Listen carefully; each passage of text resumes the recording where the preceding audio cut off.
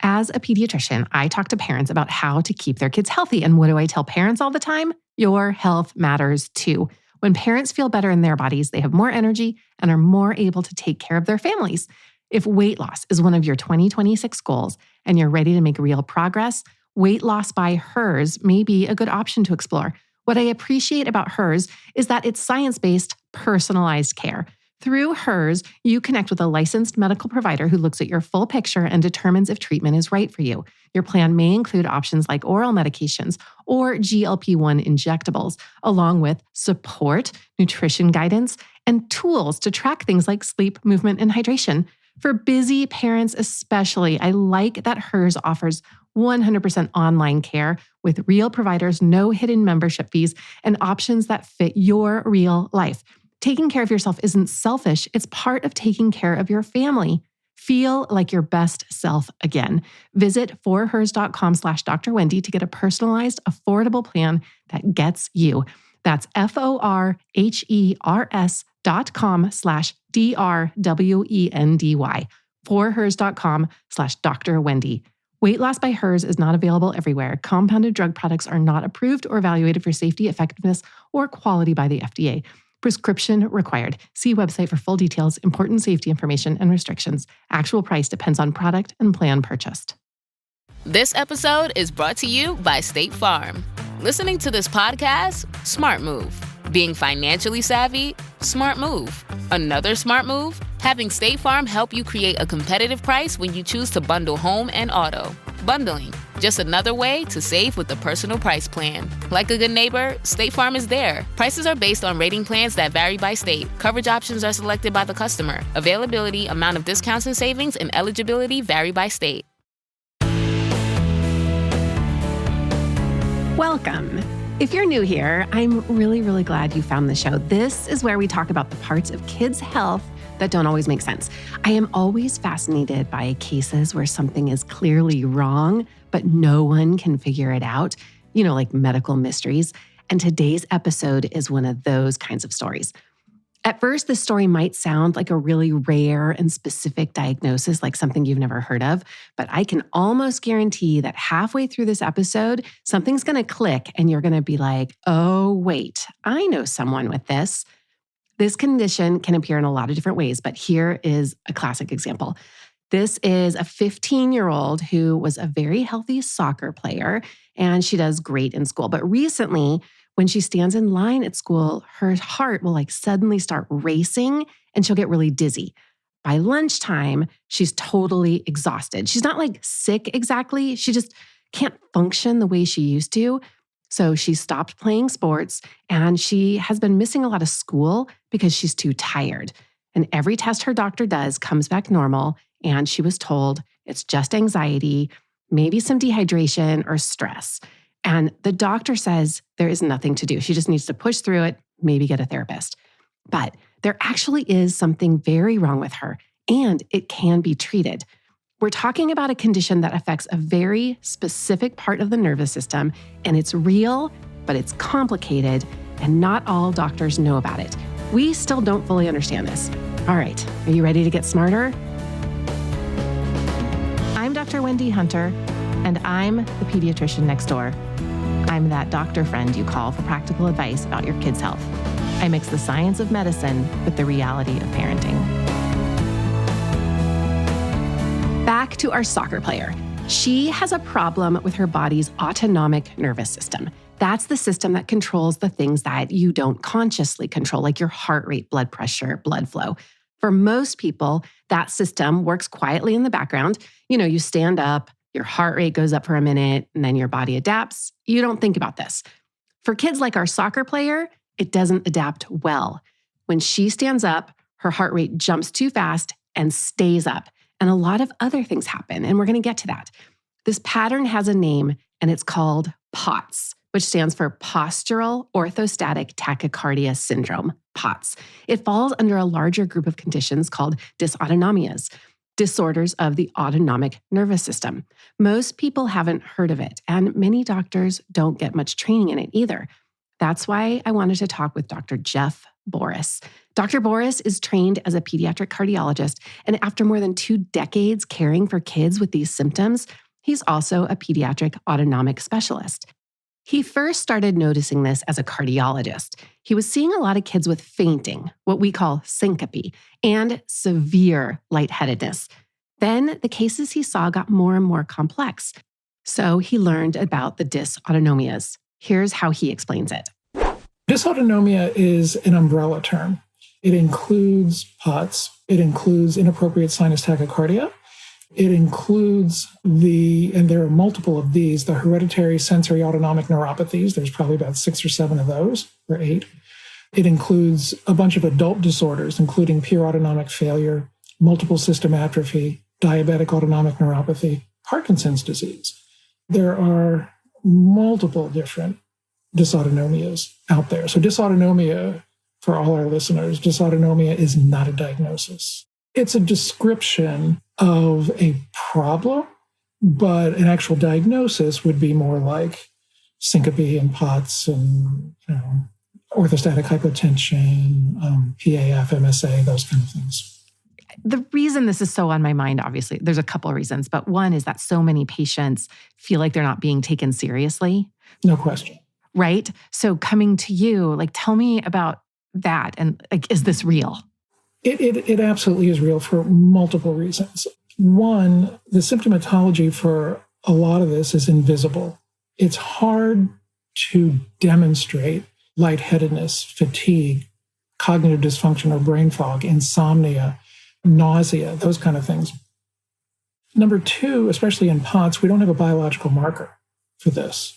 So it remains a clinical diagnosis, and it's a syndrome. So we don't understand in 2026, we don't understand the underlying pathophysiology still.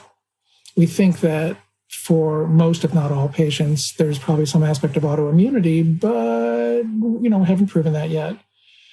The third thing that makes it problematic is that there's disproportionate female predominance. And females, both girls, adolescent females, and women, have been marginalized by the medical establishment for decades. We have but to think back to the 1960s with the diagnosis of hysteria, right? And people were told that it was their uterus. These women were told that it was their uterus and they were hysterical and all this other stuff. And then the CAT scan came along. And what did we find? Evidence of multiple sclerosis, right? And so all of a sudden, all these hysterical, quote unquote, all these hysterical women actually had a neurologic disease. I think if we can ascertain an actual underlying pathophysiology, that would be really helpful. It can take multiple physicians, multiple providers before getting a diagnosis. There was a paper that was published about a decade ago that said that half of patients saw at least 7 providers before getting a diagnosis, and 23% saw at least 10 clinicians before getting a diagnosis. I think one of the things that's interesting now is that there has been a lot more recognition. There has been a lot more, people have heard of POTS more. They don't necessarily know how to diagnose it appropriately, but at least they've heard of it more. And so there is some increased thought that people are recognizing it. The other thing that goes with that, though, pre-pandemic, estimates were about 1 to 3 million people in the United States were affected with POTS. Post-pandemic, probably more like 3 to 8 million, so at least 2% of the general population. It's a lot. Wait, what? More cases since the pandemic? I have to know why. I mean, what causes POTS? Do we have any clues? We do know that infection is probably the number one trigger for POTS. We see this a lot, and that can be anything. It can be an upper respiratory tract infection, gastroenteritis, sinusitis, Lyme disease, Epstein-Barr virus, any of the above. Guess who had mononucleosis caused by Epstein-Barr virus a few months before I saw her? My 15-year-old soccer player. One of the most consistent patterns we see with POTS is how often it starts with an infection. What we think is happening is that the infection acts like a trigger. It doesn't cause POTS by itself, but it seems to flip a switch in the autonomic nervous system. researchers think that immune activation plays a role. After infections, some patients show signs of inflammation and autoimmune activity or abnormal nerve signaling. In simple terms, the immune system just stays too revved up. COVID made this pattern much easier to see. Since the pandemic, doctors around the world have reported a sharp increase in adolescents and young adults developing POTS-like symptoms after COVID. That doesn't mean COVID is unique, but it gave us a clearer window into something that was already happening with other viruses. Not everyone who gets a viral infection develops POTS, obviously. That tells us there's probably a susceptibility involved. We still don't have every answer, but we're no longer guessing that this is just anxiety. The post-infectious link is one of the clearest patterns we have. But I have to say that all the symptoms he has listed, I've seen in another type of patient. So I had to ask. Do you ever see POTS or other dysautonomias after concussion? Yes. Did I answer that quickly enough? Yeah. So infection is probably the number one etiology, followed by concussion. And concussion is absolutely a noted trigger for this. Other triggers include surgery, non-concussion trauma, a growth spurt, menarche.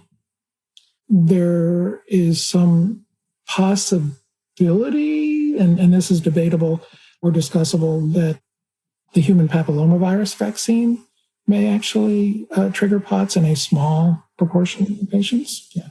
The concussion thing's interesting because as you're describing the symptoms, I'm thinking about some of my patients who have post-concussion syndromes, but we don't call it dysautonomia, you know? Well, so the thing to keep in mind, right, is the concept of dizziness. Just like dysautonomia, dizziness is an umbrella term.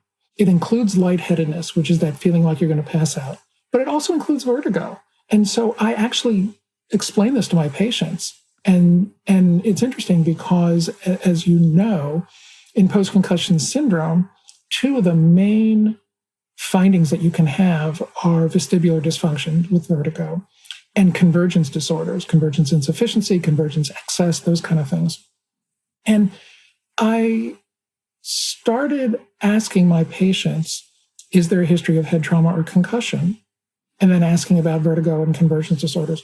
But even in the absence of head trauma or concussion, I'm finding patients who have convergence disorders and vertigo as well. A convergence disorder is a problem with how the eyes work together up close. Like when you're reading or looking at a phone or focusing, the eyes don't converge the way they're supposed to. And it is common after a concussion. It can cause headaches, dizziness, nausea, blurred vision, fatigue, which means it can look like POTS. And sometimes a kid has both. This overlap is what makes these kids really hard to sort out. But I can imagine that a big hit to the head could make your autonomic nervous system not work right anymore. Anyway, that brings us to the next question. How can you diagnose these things? I mean, for POTS, presumably you have to measure some orthostasis, right? Like they have to be orthostatic. Sure. So it's not your typical adolescent dizzy or syncope patient. The typical patient might have some dizziness when they stand up that goes away in the first minute. That actually has a name. That's called immediate orthostatic hypotension. There are patients who don't drink enough or don't have enough intravascular volume, and so they have cerebral hypoperfusion, and they either get really lightheaded or they pass out. But the rest of the time, they're fine. POTS is different. These patients tend to be much more debilitated chronically and much more of the day. And they have symptomatology that covers multiple systems. So cardiovascular, neurologic, gastroenterologic. So these patients have a lot of lightheadedness. They may not actually have a lot of syncope. They might, but they might not. Fatigue, cognitive dysfunction, insomnia, headaches, nausea, GI dysmotility symptoms like constipation, early satiety, abdominal pain. They may have some bloating as well, muscle pain, joint pain, heat intolerance, of course, tachycardia and palpitations. They might even have photophobia and hyperacusis as well. So the diagnostic criteria for POTS include at least 3 months of symptoms of chronic orthostatic intolerance, as well as a sustained increase in heart rate in the first 10 minutes of upright position after supine position. I know. That's a lot of different symptoms. And some you might not even recognize, like hyperacusis, which is being overly sensitive to sound. So yeah, some weird symptoms. That's the bottom line. And those symptoms can make you nuts. I'm going to take a quick break here. And when I'm back, I'll explain how POTS is diagnosed and, more importantly, the simple treatments that most doctors don't know about.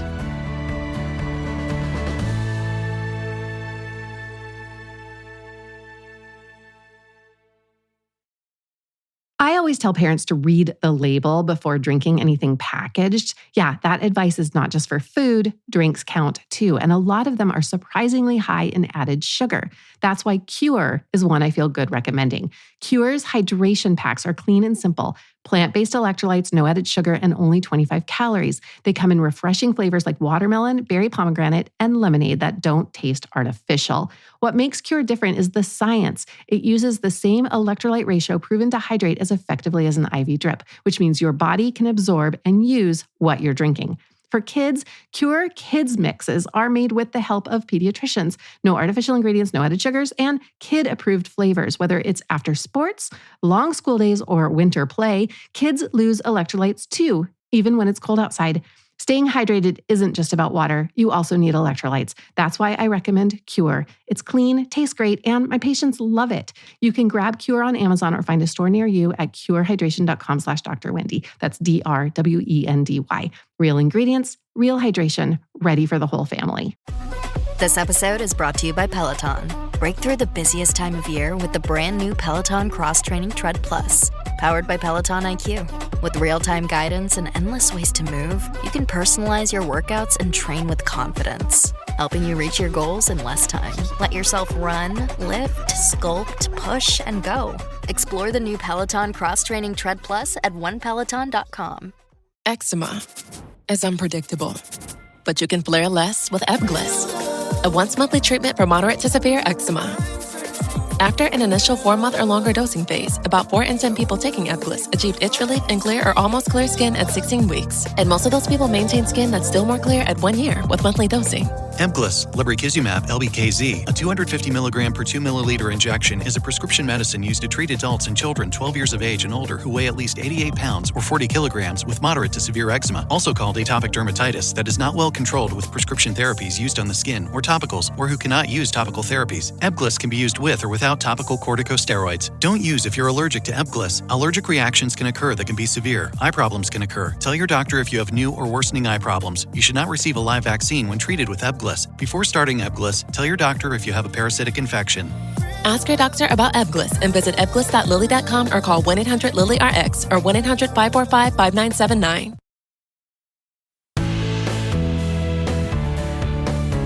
At its core, POTS is about heart rate, not blood pressure. The key feature is an abnormally high jump in heart rate. In adolescence, that usually means the heart rate increases by about 40 beats per minute or more within the first 10 minutes of standing, or it gets excessively high overall. Importantly, this happens without a drop in your blood pressure. If blood pressure also falls, that's a different condition. POTS is not about low blood pressure. It's about how fast the heart is beating when the body is standing upright. And it's not a quick spike. The heart rate stays up. The body does not settle the way it's supposed to. Diagnosis is based on a combination of things: the heart rate response to standing, the symptoms that show up with it, and the pattern over time. This isn't something you diagnose with one dizzy moment. It's consistent and reproducible. Now, here's where it gets tricky. The autonomic nervous system doesn't only control heart rate. It helps regulate blood flow, temperature, digestion, sweating, your pupil response, and even how alert your brain feels. So when that system is dysregulated, the symptoms can be all over the place. So one kid can have dizziness and palpitations. Another one might just have crushing fatigue and brain fog. Some have headaches, nausea, abdominal pain, so on. That's why POTS can look confusing. It's not one symptom, it's a system problem. And that's also why kids with POTS are so often told everything looks normal, because each individual system, when tested alone, might look okay. It's the coordination between those systems that's off. Once you start to understand that, the diagnosis makes sense. Do you think that people under 12 may have POTS? No question. Mm-hmm. I feel comfortable, and I can be criticized for this, I'm sure, but I feel comfortable that I have diagnosed POTS patients down to age 6, actually. Yeah, God, it would be amazing to have a marker because there is something. There is some cascade event that is causing maybe diverse symptoms among different people, but the root cause is dysautonomic dysfunction. Sure. Where is it coming from? Why do they have dysautonomic dysfunction? But just wait.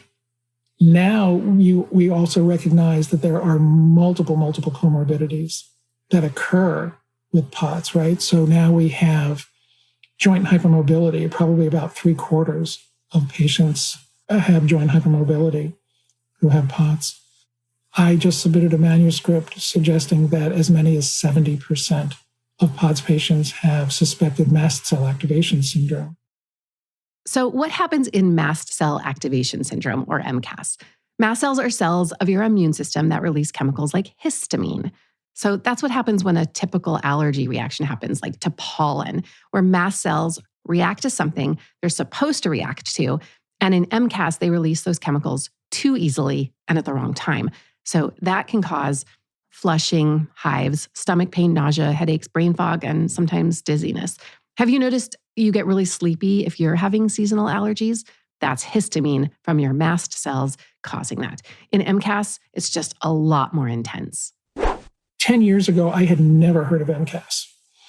And I had a POTS patient for whom I was trying to throw everything at, and nothing was getting better. And then she went and saw this allergist immunologist who was familiar with MCAS, diagnosed her, started treating her, came back to see me, and she was doing so much better. I'm like, what is this MCAS thing? I don't get it.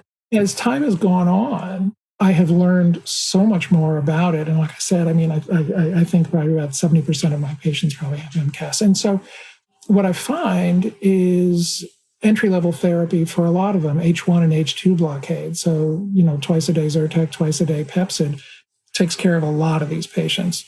For those who have persistent GI symptoms, and what I do is I parse between the POTS and the MCAS patients. So the POTS patients have GI dysmotility. They either have gastroparesis or they have intestinal dysmotility. So they'll have constipation, for example. They have slow motility.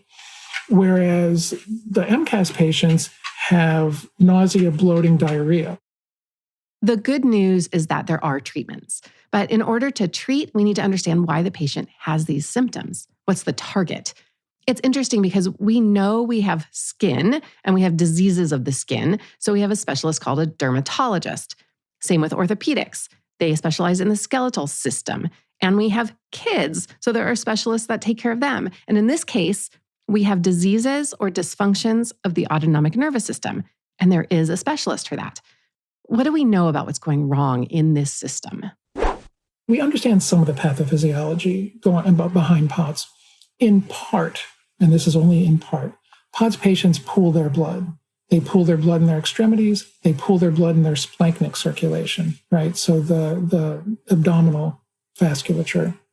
And so when the blood is pooled there, not enough blood gets to the brain, right? So there's cerebral hypoperfusion, and the hypothalamus says, I'm not getting enough blood. And so it puts out a bunch of norepinephrine to try to crank up the heart rate and blood pressure to improve that cerebral perfusion. And unfortunately, because the systemic venous return, the blood getting back to the heart, is so low because it's all stuck in the places where it's pooling, the hypothalamus tries its best, but it just cranks up the heart rate and tries to crank up the blood pressure as best as possible in a not particularly winning approach.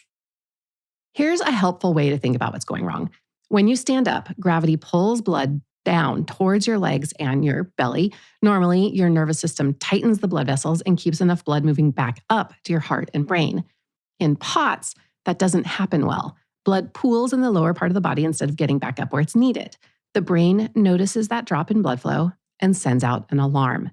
That alarm center is the hypothalamus. Its job is to keep you alive. And when it senses trouble, it says, we need more blood to the brain now. And its quickest fix is to make the heart go faster. But here's the analogy I use. Imagine you're trying to fill an empty bucket. If you move the bucket around too fast, it never fills all the way. When the heart races, it doesn't have enough time to fill with blood between the beats. So even if it's beating fast, it's not pumping efficiently. That's why one treatment approach is to slow down the heart rate. You use medication, and then the heart has more time to fill up. More blood gets pumped with each beat, and more blood reaches the brain. That is just one of the treatments. There are many, many other treatment approaches. Here's how Dr. Boris approaches this and how he helps people feel better. My approach is a combination of non-pharmacologic and pharmacologic interventions. And as I tell my patients, the non-pharmacologic therapies are foundational. So you got to do those. And that includes significantly increased fluid and salt intake to the tune of 80 to 120 ounces of fluid a day and 8,000 to 10,000 milligrams of sodium chloride a day, 8 to 10 grams. And that can be dietary, that can be with supplements, whatever. For patients who have worsening symptoms in the morning, and many do, elevating the head of the bed 6 to 8 inches causes the kidneys, because your head is above your kidneys hold on to salt and water overnight. So that can actually help to reduce the severity of symptoms in the morning. Because of splanchnic pooling, the use of an abdominal binder can actually be really helpful to basically squish the belly, squish those blood vessels, and force blood into the core circulation. A fair number of patients have heat intolerance, so the use of a cooling vest has been really helpful in allowing them to be more functional when it's hot outside. Mm-hmm. And then, as I tell them, my goal in controlling their symptoms is twofold. One is to allow them to do their activities of daily living, go to school, hang out with their friends, clean their room, take out the trash, but also to exercise, because we know that consistent and progressive exercise really does help a lot of patients to more globally control their symptoms. And there's an exercise protocol that I typically recommend. And so it can be found, actually, Dysautonomia International hosts it online. If you do an internet search for Dallas CHOP POTS, you'll find it. Okay. It's an 8-month protocol, comes with 8 months of calendars, tells you what to do every day for the next 8 months. It's a combination of leg and core strengthening and cardio. And as I tell everybody, it starts out low and slow. So the low is you don't exercise upright. You exercise recumbent initially, recumbent bike, rowing machine, or swimming. And the reason for that is upright exercise tends to wreck POTS patients. Classic story. POTS patient has a good day, exercises like normal, dead for the next 3 days. So we don't want to do that to them, right? We want to start them off kind of simple, or at least not as stressful. Somewhere around month 4, you transition to upright. That's the low. The slow, day 1 is like 10 to 12 minutes, but some patients need to even start slower, like 2 to 3 minutes, and then build up from there. And by the end of month 2, you're doing an hour a day, 5 to 6 days a week. And my patients get to about month 4, 5, 6, and they're like, I really feel like, a lot of them are like, I really feel like my symptoms are better controlled, to the tune that they can even come off of some of the medications as well. This sounds almost like a physical therapy to me, but not for the muscles. It's like therapy for the autonomic nervous system.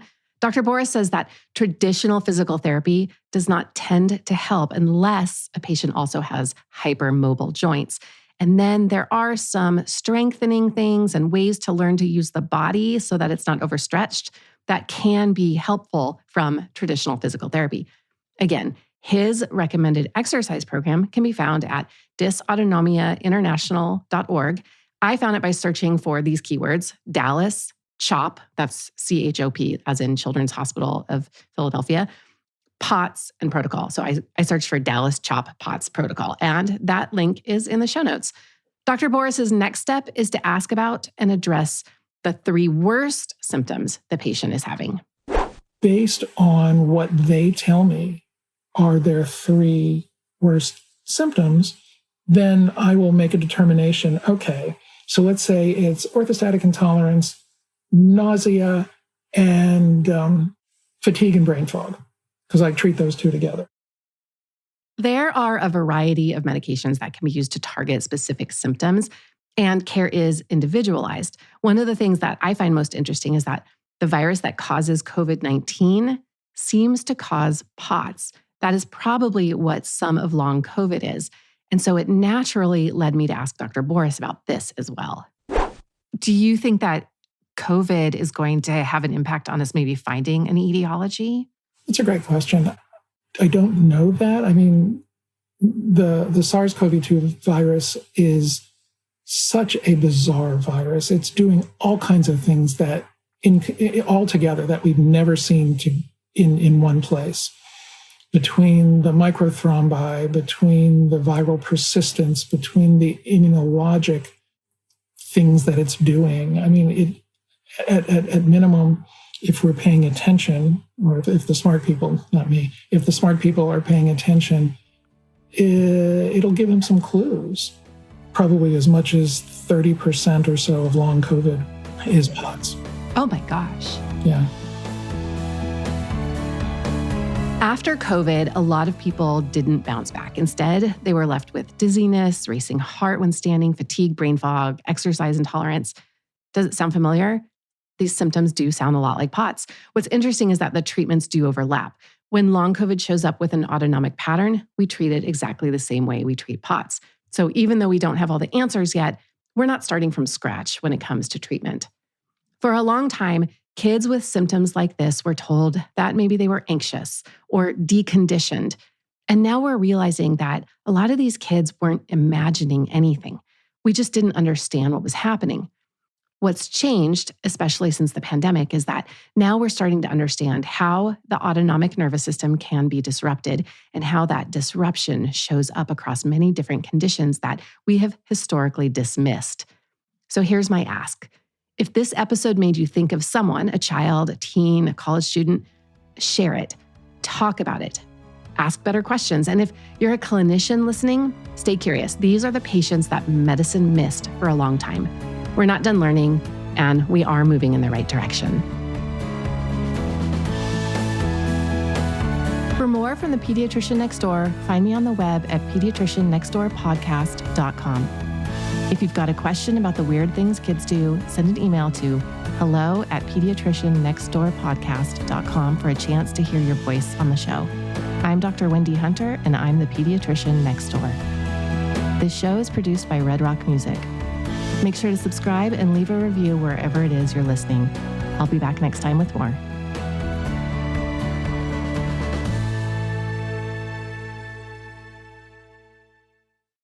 Close your eyes, exhale, feel your body relax, and let go of whatever you're carrying today. Well, I'm letting go of the worry that I wouldn't get my new contacts in time for this class. I got them delivered free from 1-800-CONTACTS. Oh my gosh, they're so fast. And breathe. Oh, sorry. I almost couldn't breathe when I saw the discount they gave me on my first order. Oh, sorry. Namaste. Visit 1-800-CONTACTS.com today to save on your first order. 1-800-CONTACTS.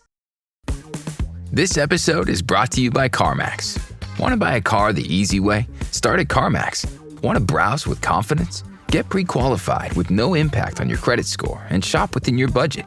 From luxury to family rides, CarMax has options for almost every price range, including over 25,000 cars under $25,000. Want to get started?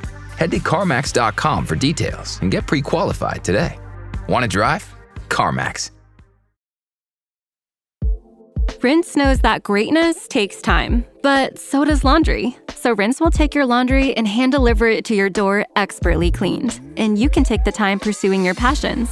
Time once spent sorting and waiting, folding and queuing, now spent challenging and innovating and pushing your way to greatness. So pick up the Irish flute or those calligraphy pens or that daunting beef Wellington recipe card and leave the laundry to us. Rinse. It's time to be great.